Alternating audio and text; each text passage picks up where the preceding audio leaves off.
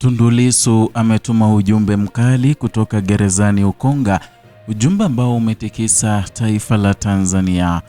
Jambo na karibu kwa taarifa zetu, na tafadhali kumbuka kusubscribe. Kutoka ndani ya kuta nzito za gereza la Ukonga, ujumbe mzito umetoka. Si ujumbe wa kawaida, ni ujumbe unaobeba historia, maumivu na tafakari ya kina kuhusu utu na haki. Ni simulizi linalorudi nyuma hadi mwaka 1988, lakini inazungumza Tanzania ya leo na dunia ya sasa. Ni sauti ya mwanasiasa mkongwe wa upinzani Tundu Lissu, ambaye akiwa gerezani ameandika ujumbe unaotikisa hisia na kuibua mjadala mpana. Katika maandishi yake kutoka gerezani Ukonga, Tundu Lissu anaibua tukio la kihistoria lililotokea nchini Afrika Kusini mwaka 1988. Ni katika tukio la mafuriko makubwa katika mto Vaal yaliyosababisha bwawa la Vaal Dam kufurika na kusababisha maafa makubwa. Maji yalivunja mipaka, yakaingia katika maeneo ya kilimo ya wakulima weupe, nyumba zikabomoka na maisha ya watu kadhaa yakapotea. Lakini kilichofuata hakikuwa tu maafa ya asili, kilikuwa ni mlipuko wa hisia za kisiasa na kijamii, na maelfu ya Waafrika weusi walijitokeza mitaani kushangilia, wengine wakifanya sherehe, sio kwa sababu ya furaha ya maafa, bali kwa maishara ya kile walichokiona kama kisasi cha kihistoria. Katika kipindi hicho, Afrika Kusini ilikuwa chini ya utawala wa kibaguzi wa makaburu, na mfumo wa apartheid ulikuwa umegawa watu kwa msingi wa rangi, weusi wakinyimwa haki, wakinyanyaswa na mara nyingi kupoteza maisha yao bila haki. Mafuriko ya Vaal yalipokuja yaliathiri zaidi jamii ya wazungu waliokuwa wakimiliki ardhi kubwa. Kwa upande wa Waafrika weusi, tukio hilo lilionekana tofauti. Lilionekana kama ishara ya usawa wa asili, au hata kama jibu la mateso ya muda mrefu.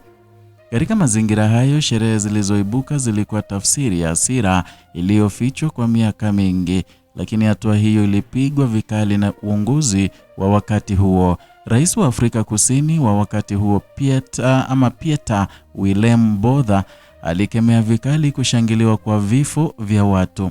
Alisisitiza kuwa kitendo hicho hakikuwa cha kibinadamu. Hata hivyo, kauli hiyo ilizua mjadala mkubwa kwa sababu ilikuja kutoka utawala uliokuwa ukikosolewa kwa ukatili dhidi ya watu weusi. Katika historia ya mapambano dhidi ya apartheid, maumivu ya Waafrika weusi hayakuwa siri. Wengi waliuawa, wengine waliteswa, na wengine walipotea bila hata kupewa heshima ya mazishi. Na katika mazingira hayo, siasa za chuki na maumivu zilijengeka kwa muda mrefu, ndipo kiongozi mmoja mashuhuri wa harakati za ukombozi, Walter Sisulu, akatoa msimamo ulioacha alama kubwa katika historia. Akiwa sehemu ya uongozi wa African National Congress, alielezea kwa kina mtazamo wa Afrika weusi, na alionyesha kuwa maumivu hayawezi kuwa na upande mmoja na haki haiwezi kuchaguliwa kulingana na rangi. Kwa hiyo alisisitiza kuwa utu haupaswi kupimwa kwa rangi ya ngozi wala kwa nafasi ya mtu katika jamii, na kwa maneno yake alifungua mjadala mpana kuhusu usawa wa kibinadamu na mipaka ya haki na huruma. Ndani ya maandishi yake, Tundu Lissu anarejea historia hiyo kwa lengo maalum, sio kusimulia tukio tu, bali kuibua tafakari. Anaonyesha jinsi ambavyo jamii inaweza kufikia hatua ya kushangilia maafa ya wengine na kile kinachosababisha hali hiyo. Ni ujumbe unaogusa mizizi ya haki na uhoji dhana ya ubinadamu. Unahoji, je, haki inaweza kuwa ya upande mmoja? Na je, maumivu ya mtu mmoja yana thamani zaidi ya mwingine? Ni maswali ambayo hayana majibu mepesi, na vilevile lakini yana maswali ambayo lazima yaulizwe. Ujumbe huu una athari pana. Kwanza, unaibua mjadala kuhusu haki na usawa katika jamii.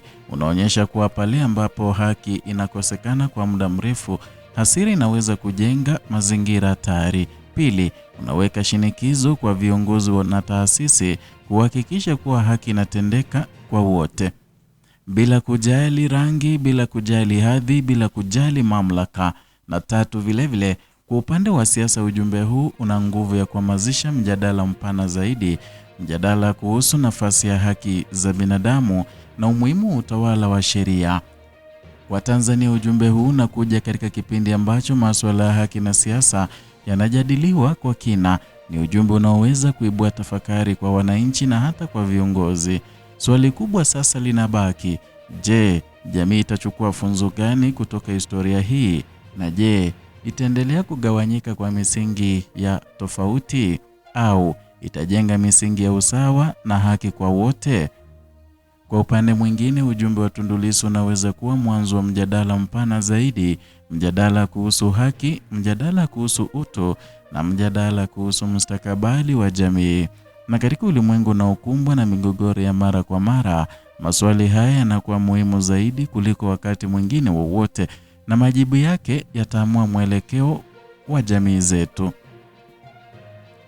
Kutoka mafuriko ya Vaal mwaka 1988 hadi ndani ya kuta za gereza la Ukonga leo, ujumbe unabaki ule ule kwamba haki haiwezi kuwa ya kuchagua na utu hauwezi kuwa wa upande mmoja, kwa sababu mwisho wa yote binadamu ni yule yule.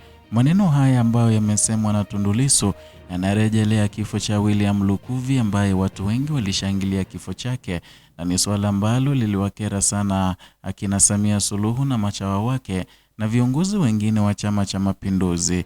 Kwa mtazamo wa Tundu Lissu, anasema kwamba ikiwa haki itatolewa sawa kwa wote, basi maneno kama hayo hayawezi kutokea nchini Tanzania.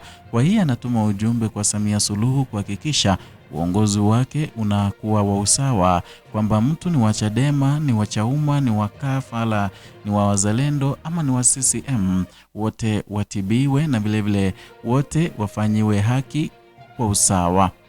Ni hayo niliyokuandalia mpenzi mtazamaji kutoka hapa Kenyascope, channel yako pendwa inayokuletea taarifa hizi pamoja na zingine kwa kina. Zidi kuwa nasi, zidi kusubscribe, kulike na kushare video zetu.